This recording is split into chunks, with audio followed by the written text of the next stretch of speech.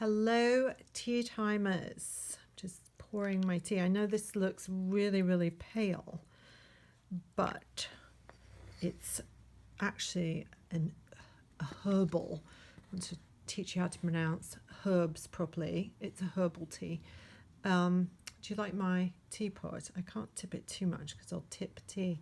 But I call this my bling teapot because it's actually, this is gold. It's real gold. It's a McCoy teapot that was made in the 1950s. And this is actually, I think it's 22 karat gold on this glaze on the outside. And they didn't make it for very long because they very quickly worked out that the glaze cost more than the teapot. So I think they scrapped that one, but you can actually get a whole tea set with this. I found this one teapot at a rummage sale years ago. And my tea, I want to show you this Ula tea. And this is their turmeric immune booster. I just wanted to give a big shout out to them because they gave me a free thing of tea. Oh gosh, that is so delicious. So if you want to order some fabulous teas, check out the Ula guys. I'll show you this one more time. Ula tea. They didn't pay me to do that. They sent me the tea and I thought it would be really nice to say thank you by telling all you guys about their amazing tea.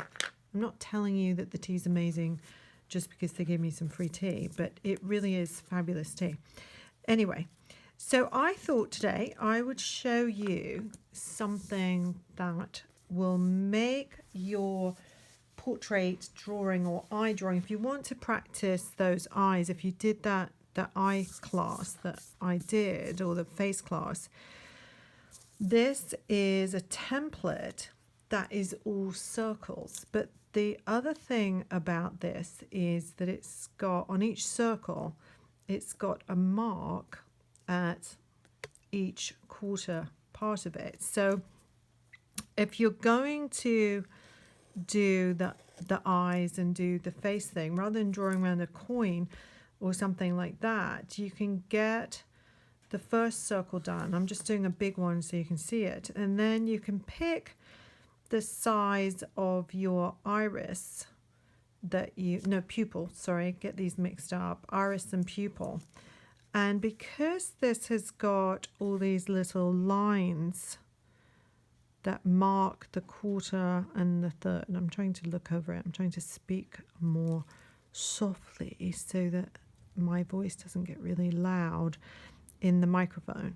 But what you can do to start with is you can mark those. You have to do that carefully, otherwise everything will be all squiffy.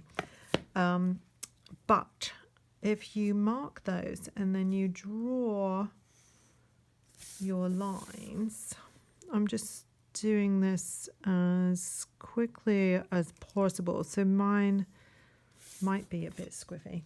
Anyway, so there you've got, that would be your pupil size, and then you can pick, let's say it again, that would be your iris size. Now you can pick your pupil size by going through all the smaller circles. Now, something you probably don't know is that if you draw your pupils quite large on your drawing, people will actually find your drawing more attractive. You might have seen one of those things that tells you that, like, if you're attracted to someone, your pupil gets larger. I don't know if you've ever heard that. Don't go staring at people when you're talking to them to see if they like you or not, because it's more of a body language thing that you don't know. You know that they like you, but you're not quite sure how you know. Well, one of the things is that you're actually registering that their pupil is large when they're talking to you. So you can play around with a family member, and it's not rude to stare at a family member. But anyway, once you've got those two circles that are in the exact right place, then you can get, this is a 6B pencil. Now, when I did those classes, I tried to do everything with like a pencil like this that you would have at home. If you want to actually pursue drawing portraits and eyes more quickly. I think I've mentioned these before. Maybe I didn't. I can't remember now. But anyway, this is a set of pencils, 9B to H. So you've got really, really, really soft to very hard. And when you're shading and you want a really, really dark shading, it's a lot less work to do it with this than do it with this super hard mechanical pencil. Now, the only good thing about the mechanical pencil is it's got that tiny, really fine nib, and you can very easily scooch around trying to get that pupil absolutely perfectly round without going over the edge. So you might want to do the very, very edge with this mechanical one. And then it's just a matter of, after you've done that, I'm not going to do the whole thing, otherwise it'd be like a 10-minute video. And then you can do your lines coming out. And then the other way, you can do your lines coming in with the mechanical pencil and start filling in. So I'm not going to do the whole thing. Maybe I'll put a picture up somewhere that you can see.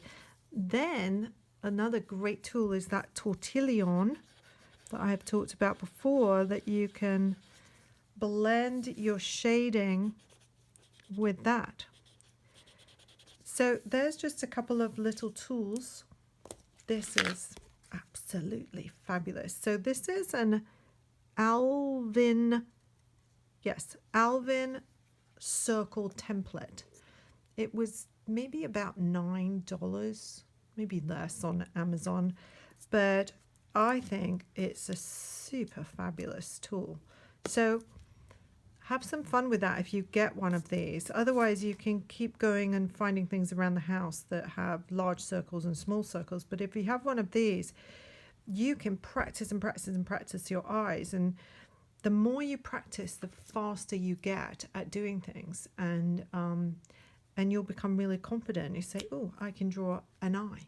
And then you can match up your eyes by doing that course I had. And then you can work on your face, and you can get more and more confident at doing that one face. And then it's just a matter of time before you just say, you know what, I can draw any face at this point. But it does take practice. So sometimes practice can be fun. And I think this template makes it really fun.